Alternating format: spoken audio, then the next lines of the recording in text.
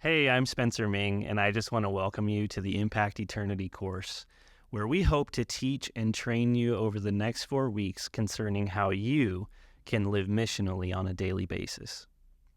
You know, in Jesus' last command to his followers, which we call the Great Commission, he starts by urging us to go. Before we make disciples, before we baptize or teach, we have to go. It reminds me of what Jesus says when he first calls his disciples Peter and Andrew. You may hear this repeated a couple times throughout this course, but it's just that important. He says, "Follow me, and I will make you fishers of men. Follow me, and I will make you." In other words, the following initiates a process of becoming. The going leads to the making. Now, I don't know about you, but sometimes it's hard for me to muster up the courage to take that first step. Following Jesus isn't always easy, and going after the lost sheep isn't always comfortable. I like my bubble of safety. I like my friends and family and church members as they are. So to go and make disciples exists outside of my comfort zone. But the first thing I want you to know and reflect on this week is that you have been called by God to preach the gospel. Think about that. He chose you, and he called you. Preaching the gospel is not a duty reserved for vocational ministers. It's not a suggestion for the Christian elite. It's a command for us all. In fact, borrowing a turn of phrase from Pastor David Platt in his book Radical, preaching the gospel is God's mega strategy for reaching the entire world and initiating his kingdom on earth. The Apostle Paul outlines this mega strategy of God in Romans chapter 10, verses 13 through 15. Everyone who calls on the name of the Lord will be saved. How then can they call on the one in whom they have not believed? And how can they believe in the one of whom they have not heard? And how can they hear without someone to preach? And how can they preach unless they are sent?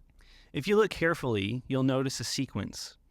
Working backwards, we see that God sends, servants preach. When servants preach, people hear. When people hear, they will believe. And then believers call. There's only one single place in the entire sequence where God's plan can break down. Can you guess it? It's when God's servants fail to preach. So friend, there's no alternative. There's no plan B. It's that important, and you have a role to play. The second thing I want you to reflect on this week can be stated as a question. What are the hindrances or obstacles you face when it comes to sharing your faith on a regular basis? A 2018 Barna report titled "Sharing Faith is Increasingly Optional for Christians" suggested that most Christians perceive social barriers to sharing their faith.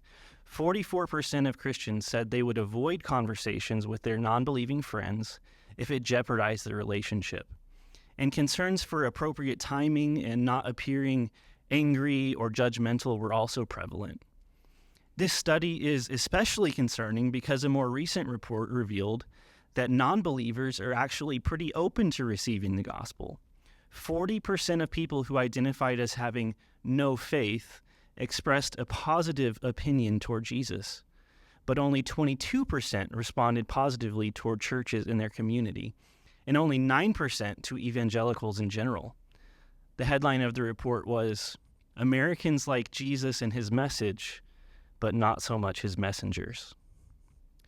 That's rather concerning. No wonder we feel like we're fighting an uphill battle.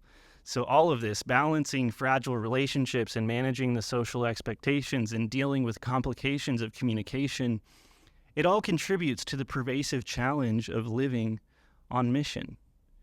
I don't think it's uncommon for many Christians to tense up and feel anxiety over evangelism.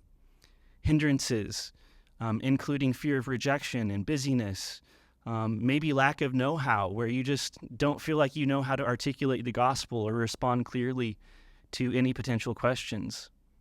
Well, hopefully we'll begin to address some of those concerns over the next few weeks. But personally, and maybe you relate to this, I've struggled with sharing my faith because I don't want to be perceived in the same way as a used car salesman. For both buyer and seller, there's a lot riding on this conversation. After all, it's quite literally impacting eternity. But to imagine ourselves as salesmen or saleswomen of the gospel is completely wrong. Sharing our faith is not transactional, it's relational. We're not selling a product, we're introducing a friend. We don't have to stress about our obligation to preach. It should be an overflow of the compassion we already have through Christ Jesus. Certainly, we're not performing in order to please an employer or provide for our families. We're presenting good news to a world that's already looking for it.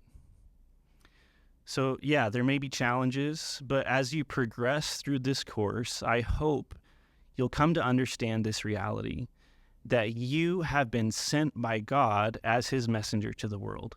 He's called you, and the church commissions you. So go. And when you see the lost and helpless among you, may you be moved by compassion and pray to the Lord of the harvest. As you do, remember that ultimately God does the saving and not you. Does that take the pressure off a little bit? I hope so.